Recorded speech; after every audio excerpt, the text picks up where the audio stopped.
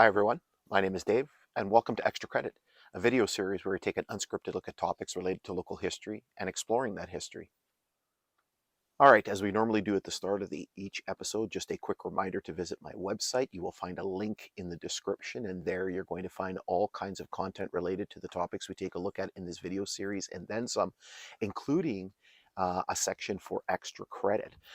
So if you're new to the video series, if you haven't seen any of the episodes, there you're going to find a list of all of the episodes that we've done in the past, all the videos we've done in the past, and also some future episodes that we haven't yet recorded.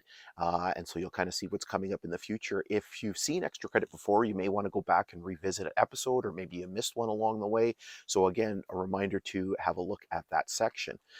Additionally, if you haven't already done so, please make sure that you're following me on social media. So you'll find me on Facebook, you'll find me on Twitter or X, and you will find me on Instagram.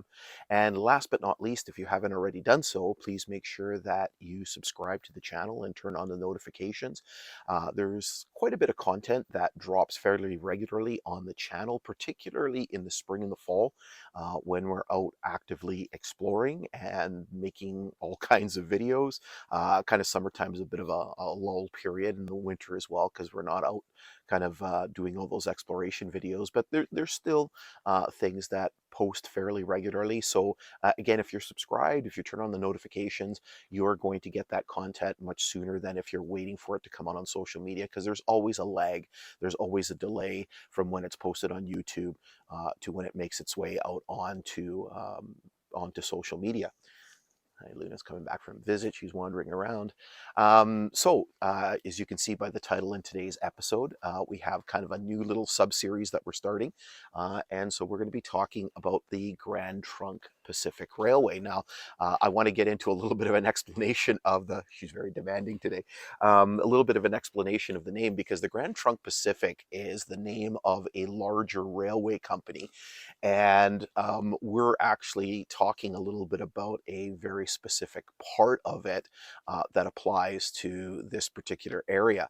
And so when I say Grand Trunk Pacific, I'm referring to what is known as the Lake Superior Division, or the Lake Superior branch. And so that was one specific part, again, of this larger company. I'm going to talk a little bit about the sort of the history of the company in this episode. Eventually, when it came to, sort of the latter part of its existence, of its life, it was known as the Canadian National Railway Graham Subdivision. And so that is what a lot of people around here know it as. They know it as the Graham Subdivision. And so again, we're talking a little bit about about a specific part of this railway line. Now, of course, the dog's got to sit right on the camera. Hi, Loon. You got to love them, but, sometimes they can just be a real kind of pain in the rear end sometimes, right? Anyway, so let's talk a little bit about sort of the history of this rail line. So basically, the Grand Trunk Pacific, the parent company of the Grand Trunk Pacific, and again, if you watch my exploration videos, you'll hear me sort of talk a little bit about this. But for the people who don't, I want to sort of explain kind of what's going on. So the Grand Trunk Company was actually one of the oldest railway companies in Canada, with a history dating back until, I believe, 1852, right? So it had been one of the earliest railway lines constructed in Canada. And basically, the Grand Trunk operated in what is today Southern Ontario, Southern Quebec. Eventually, they built a line out onto I believe, onto the American East Coast, Maine, I think. So basically gave them an ice-free access to the Atlantic Ocean, to the ocean. Eventually, they spread west into the Midwest United States as well. And so eventually, here in Canada, we saw the construction of a transcontinental railway, that, which became the Canadian Pacific Railway, which was completed in 1885. So, I mean, the Canadian Pacific Company operated for quite a number of years, and the big issue was that essentially we only had one transcontinental line, and there was a lot of discussion about monopoly and that maybe we should have a second transcontinental line. And the Grand Trunk had actually been in the conversation about constructing that initial transcontinental line, and so there was a lot of back and forth, between the Grand Trunk Company and the Canadian government and other companies as well about constructing a second transcontinental line. And there were eventually some discussions with the Canadian Northern Company, who ended up building their own transcontinental line, and we're looking at part of that as well in another one of our sub series on the Kinghorn. So make sure you have a look at that. Um, and so eventually, after a lot of back and forth, a lot of politicking, there was an agreement that was hatched between the Canadian government and Grand Trunk to build a second transcontinental railway. Now, the problem was Grand Trunk didn't want to build the whole thing themselves because obviously it was going to be very, very expensive. So they basically entered into a partnership with the Canadian government whereby Grand Trunk would build the western portion of a transcontinental line, basically from Winnipeg to the west coast, which would eventually become the community of Prince Rupert, under the name Grand Trunk Pacific. The Canadian government would build the eastern portion of the transcontinental line, from Winnipeg to New Brunswick, under the name National Transcontinental, and Grand Trunk would operate the National Transcontinental, the NTR. Right, so they would basically own the western portion, and they would operate the eastern portion. Now, obviously, one of the big things that they wanted to do was they wanted to be able to access um, Lake Superior, right? So just like the Canadian Pacific did, just like Canadian Northern had done when they had constructed their line between the then city of Port Arthur, which is now part of Thunder Bay, and Winnipeg between 1899 and 1902. So everybody wanted to get to Thunder Bay, being the westernmost location on Lake Superior, and be able to basically transport things like agricultural products like grains on the Great Lakes during the shipping season, right? So during when navigation was open on the Great Lakes. So obviously and I'm going to show you some maps here. Basically the Grand Trunk Pacific, the NTR line was going to run much farther to the north, right? So basically north of Lake Nipigon, and so the idea was they wanted to have access to Lake Superior, so they needed to build basically a line from some point on there down to what is now Thunder Bay, and so that's where this particular branch of the line was born. And so in 1905, the contract was signed with an American company. They changed their name a bunch of times, but basically Foley, Larson and Company. What's interesting is they built this particular piece of the line. They also built the one that we're talking about in the other series, the Kinghorn. They also were basically responsible for building that. So essentially, this American company built a lot of pieces of railway line in this particular area. So construction began in 1905. Essentially, the prime minister at the time, who was Wilfrid Laurier, actually came to the city of Fort William, which again is part of the city of Thunder Bay today, and did a sod turning ceremony, even though the sod, the company sod turning ceremony had actually happened a few weeks earlier outside of Winnipeg or someplace in Manitoba, where they had started construction on that particular section. But this was kind of the big political hoopla, building this section coming down to to what is now Thunder Bay with the prime minister. So that happened in September 1905, and so they began construction, and so construction took until the fall of 1908, and they were able to basically build this line from what is now Thunder Bay all the way up to what became known as Superior Junction. So where the line would intersect with the NTR, and today Superior Junction is just located just to the east of the community of Sioux Lookout, Ontario. And so it was going to be called Superior Junction or Lake Superior Junction, because that was going to be the branch line that was going to run down to Lake Superior. So it wasn't part of the main line; it was going to be a branch line. Now it was a bit of an anomaly because it was a Grand Trunk Pacific line. So again, it was the Grand Trunk Pacific Lake Superior Division or Lake Superior branch. but it actually connected to the NTR network, right? So it was kind of a bit of a, again, an anomaly, something that didn't really fit in with what was happening in sort of the other places. And so the first timetable came out. Now I'll throw that up on there. The first timetable came out in November of 1908, and so the line opened, and they began sort of running trains. Eventually, the line was completed, so they could run trains from Fort William all the way to Winnipeg, and then construction began on the eastern portion, going to the east, heading over to Quebec.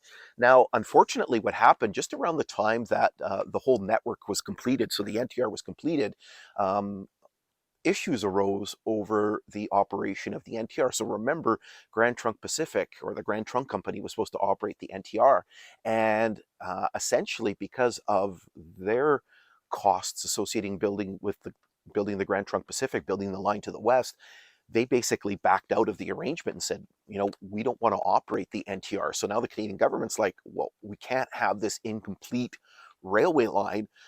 So what are we going to do? And so what ended up happening was the government decided, well, we'll operate the railway line, we'll operate the NTR. And so to facilitate that, they actually created a new company known as the Canadian Government Railways, which was made up of the NTR network and a bunch of other railway lines that the government had sort of taken over, including things like the Intercolonial, which operated in Atlantic Canada, right? And so the Canadian Government Railways was born. Now, again, this branch line running from Fort William to Superior Junction was a Grand Trunk Pacific line, but it connected to the NTR network. And so what ended up happening was that the Canadian Government Railways actually leased the Lake Superior branch, or the Lake Superior division, from the Grand Trunk Pacific. And so when the Canadian Government Railways was born, the Lake Superior branch was folded into its network, and so its name changed. And this is one of the big parts of this railway line, is the incessant changes in the names of the railway line. Like, it's crazy how many times the name changed. So again, originally it had been the Lake Superior branch of Grand Trunk Pacific, and in July of 1915, the line became part of Canadian Government Railways. And so what they did is they actually split it into two. They split it into the Fort William and the Wraith subdivisions, with the Fort William subdivision running, Jesus, Luna, she's like trying to like massively cuddle here, trying to the Fort William subdivision running from Fort William to Wraith, and then the Wraith subdivision running from Wraith to Superior Junction. And so Wraith became a divisional point on that particular line. And so it operated as part of the Canadian Government Railways network for the next 4 years. And there was a series of massive upgrades. There had been some upgrades that had been done during the Grand Trunk Pacific years, right? So, for example, the Dog River Bridge had been replaced. There were some upgrades and things like that. I was just looking recently at some census records, and there was big groups of people at places like Griff and Horn. There was a big ballast pit at Horn, and there was a huge number of workers at that particular ballast pit. And so anyway, big upgrades that were done on the line during the Canadian Government Railway days, including the installation of a lot of concrete infrastructure, so things like the Strawberry Creek Bridge. And then, as some of you may be aware, eventually what ended up happening was the Canadian Government Railways was folded in late 1918, folded into a new entity along with Canadian Northern. So basically, you had the Canadian Government Railways, which in essence were a bunch of kind of government-owned, taken over lines or bankrupt lines. Canadian Northern basically had gone bankrupt. And so to logistically make everything easier, the Canadian government decided to sort of amalgamate or merge everything into one entity. And so in late 1918, the Canadian National Railways were born. And so at the beginning of 1919, so January 1st, 1919, the name of this line changed once again. So it became the Canadian National Railways, Fort William and Wraith subdivision. So basically, Luna, come here. All right, so after all of that excitement, Luna's got to be our early warning system, right? So she's got to, say hi to everybody as they go by.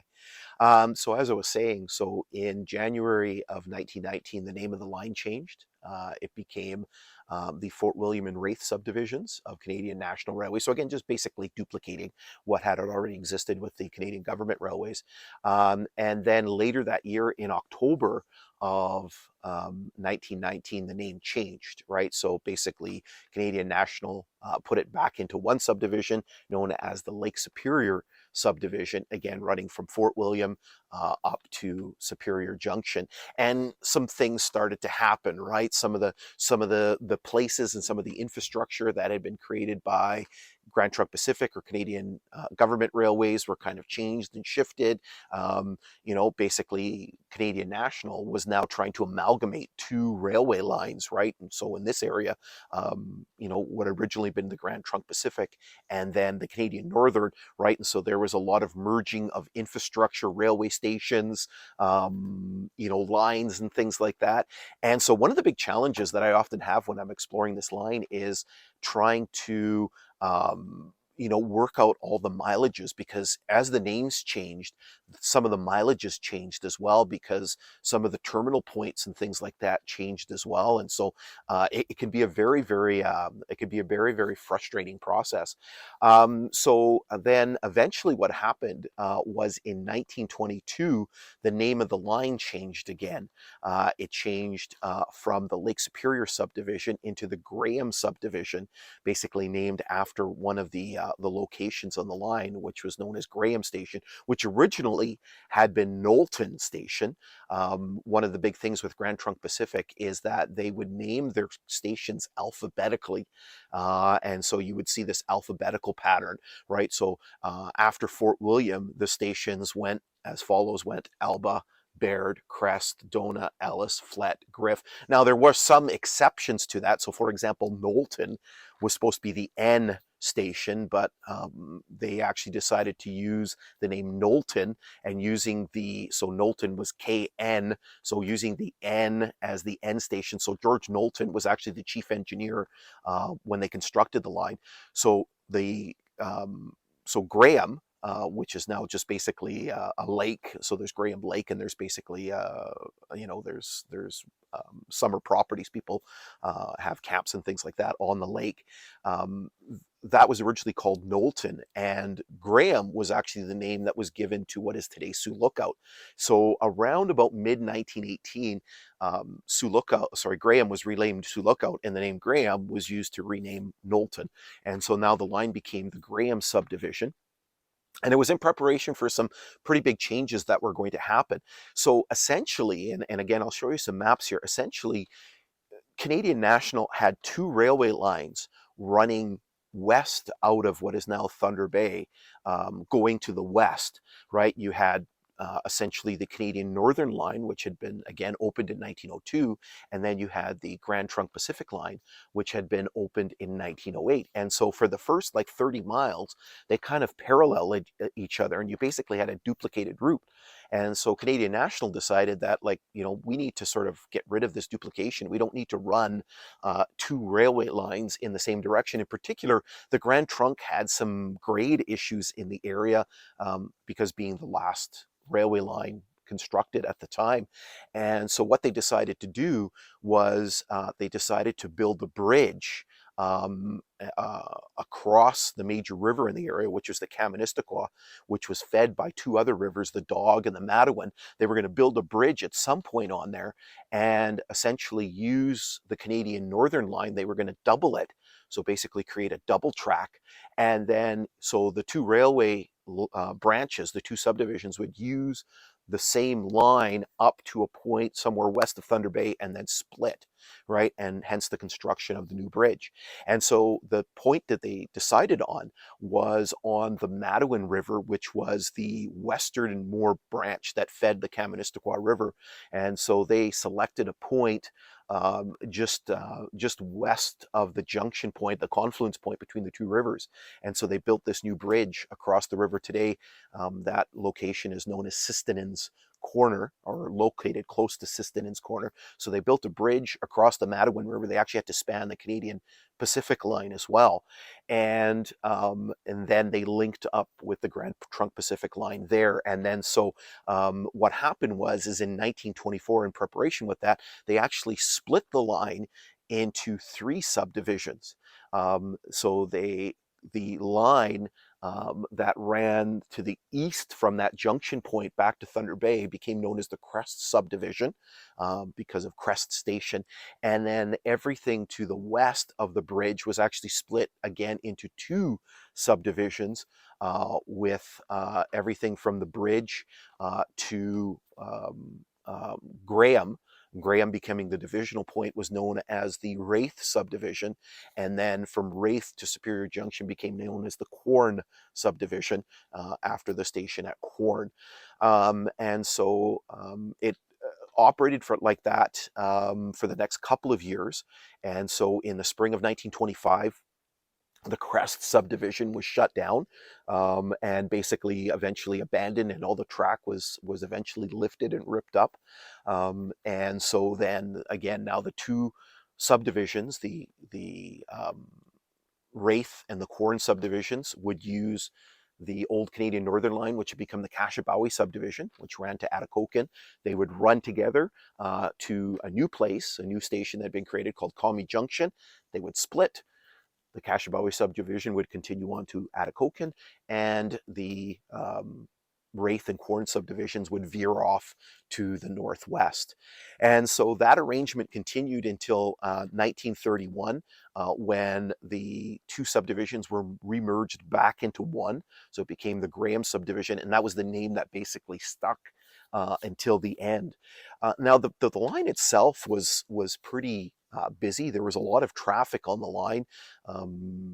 They would basically have grain shipments coming down, right? It seems kind of weird because, you have 2 lines coming out of Winnipeg. You have sort of this northern CN line and this sort of southern CN line.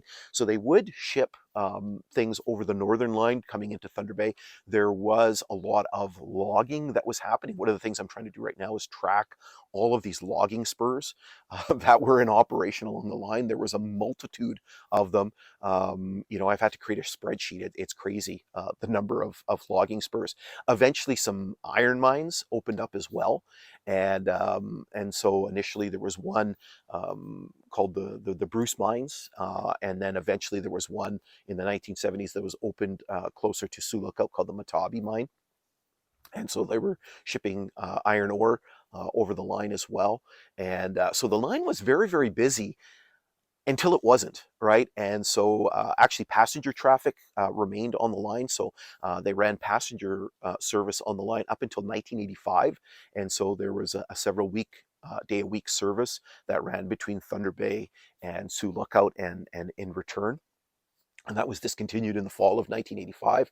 And slowly the line began to kind of lose business. And the big kind of nail in the coffin was in 1991 when the mine at Matabi shut down.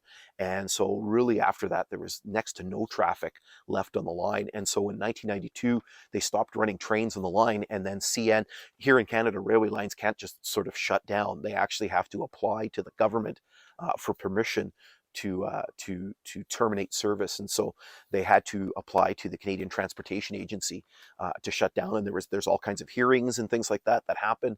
And so eventually the company was given permission, and that actually happened just not that long ago. So 30 years this year. So in May of 1994, CN was given permission to shut down the line. And so that happened, I believe, by September of 1994. And so after that, they began removing the rails on the line.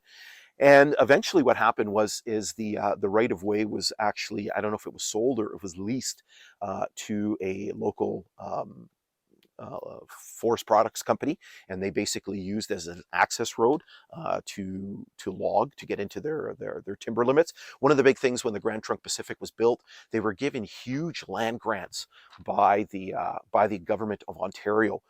Huge. We're talking, thousands of hectares of land, and eventually in the 1950s, those were sold off to to logging companies, and it kind of passed from one company to the next. And so they wanted to get into these these logging tracts that they had. Um, and so that was the use of the line up until then. And then in 2018, it was for sale. A little bit of controversy. Some people are kind of upset at the Ontario government because the government could have bought the right of way and those tracts of land back, but they didn't. And so now it's in the hands of an American forest management company called Wagner, and I'll talk a little bit more about that momentarily. So talking, about my sort of involvement with this railway line, my interest in it goes back almost 30 years. So at the time that I had started kind of researching the PD, I had become aware of this other sort of abandoned line, and I actually have recollections of it from when I was very, very young. So my parents had a camp, a summer place to the west at a place called Chebandawan Lake, which is about an hour west of Thunder Bay. We used to go out there all the time, and I can remember, especially the early to mid '80s, going out there. And as you would go, especially on the return trips when you're coming back to Thunder Bay, that bridge that was built across the Matawan River is very, very visible. And I can remember seeing that bridge and sort of being fascinated by it, particularly the odd time where you would see a train crossing over there and kind of wondering where that train was kind of going. And I guess just the idea of the train passing over this big sort of bridge over the river was, kind of fascinating for a young kid. So my first visit to this now abandoned railway line happened in 1996, where I visited a few places. Right, I visited the bridge over the Matawan River. I remember crossing over that, going to what today is a very popular um, attraction for people, which is the Flet Tunnel, which is just west of that bridge. Okay, so again, Flet, the railway station at Flet being the F station on the line, and then visiting a place closer to Thunder Bay, a feature known as the Moose's Nose. And again, I'll put up a map there because it looks like the nose of a moose. Some people call it the devil's elbow as well. Very, very sharp bend in the railway line, all designed for grade mitigation. So I had done some work, some little explorations back in the '90s, and then kind of, you know, kind of fizzled out there for a while. And then in 2020, when the pandemic hit, and you were kind of looking for things to do, and particularly away from people, I actually, visited a few spots on the Grand Trunk Pacific Line. And so again, I visited the Moose's Nose. I looked at a few places around the Matawan Bridge, all the way up to the Flet Tunnel, a little bit past there. And then, if you watch the video that I made about the Kinghorn, I had to sort of make a decision because I'm trying to explore two railway lines that are very geographically separated. You have one west of Thunder Bay and one east of Thunder Bay. And I decided to focus on the Kinghorn because it was much more recently abandoned, and it was in much better shape. The problem with this line is that it had been used again for logging operations, and so the grade had been altered, and there'd been work done to kind of widen the grade, and it wasn't quite in the original shape that it had been. So I decided to focus on the Kinghorn. And so what ended up happening? So this is talking about the future plan here. Um, I This past winter I decided that I wanted to start exploring a little bit more of the Kinghorn, the Grand Trunk Pacific, the Graham subdivision, because my explorations of the Kinghorn are starting to wind down. I'm starting to redo sections. I've done the whole line, but I'm worried that this line is deteriorating. There is already one very large washout on the line, so just north of Corn Station, where it crosses the English River, there's actually a section that's been washed out, and so that particular spot is impassable. The English River is a major river, and there's no plans to repair that particular washout, and so the line has been technically severed in that particular location. So just like I did with the Kinghorn, I wanted to sort of record this, and I wanted to preserve the history before more of it disappears. And so starting actually March, we had a very, very early spring. So I started doing some things around Thunder Bay in March. And then I began sort of taking a look at areas outside of the city, doing some sections here and there. And then, so I did as much as I could in the springtime. And then I have more hikes planned in the fall. And then in the last few weeks here in the summer, I've actually done a few explorations. So I'm trying to see things ahead of time. So I learned a few things from doing the Kinghorn. It's always easier when you sort of see the area first. And so I actually did 2 long drives with a friend of mine. We actually drove from Flett. One day we drove from Flett all the way, and there's a section you have to kind of go around by Wraith, by Linko Station. You can't drive. But we went from all the way from Flett to Mac. And then we came back a couple of weeks later, and we drove from, once again, from just south of Mac, close to Larson, all the way up to Oscar Station. And so I've explored a good chunk of the line. So now I'm ready to do the hikes. And so the plan is to do some more in the fall, and then start up again next spring. Now the problem with this line is it gets a little bit tricky, because past Linko, there's very few access roads. This line kind of ran through sort of a very remote area. And so past Linko Station, there's an access road by Larson, there's an access road by Graham, there's an access road by Valora, and then there's a few other access roads past there, but particularly the section between um, um, Valora, right, or even a little bit past there, right? So you could even almost say to the west of Waco or Watcom, there's no way to get into the line. So in the past, when I've done these explorations and I've biked them, I usually do 4 or 5 mile chunks. I can't do that with this line because the distance between the access roads are huge, right? So for example, between the access road at Linko and the access road at just past Larson is 20 miles. So there's no way I can bike those. So what's going to have to happen is I'm going to have to do them with an all-terrain vehicle, which I don't have, which I'm going to have to figure out. And so it's going to be a little trickier to do some of these sections, right? So again, the sections go from 4 to 5 miles into 20. I think that those sections are 20, 17, 23, 26, 17. So they're huge sections. So again, it's going to be a little trickier for me to do. And so hopefully the plan is that within the next year or year and a half, I'm going to be able to at least cover most of the line. So again, make sure that you, if you're interested, you visit sort of the exploration series, and you can see some of the neat places on this line. Geographically, I don't think it's as interesting in terms of the scenery as the Kinghorn, but there's a lot of neat features on the line in terms of some of the structures that were built, some of the bridges, some of the concrete work that was done. So it has its own uniqueness in itself. So anyway, very, very long episode here, lot to talk about. So in any case, we are going to wrap things up for today. We are going to come back with more episodes in this sub-series. We're going to do like we've done with sort of the Kinghorn. We're going to do kind of like little visits, out in the field when we're doing some of our hikes. We're going to show you some of the places outside of the exploration series, so you can kind of get a quick little glimpse of those places.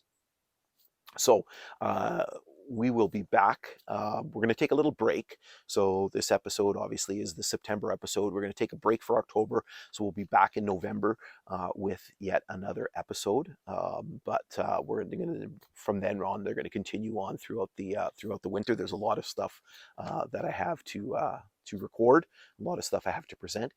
So in any case, thanks for tuning in. Thanks for following along with the video series.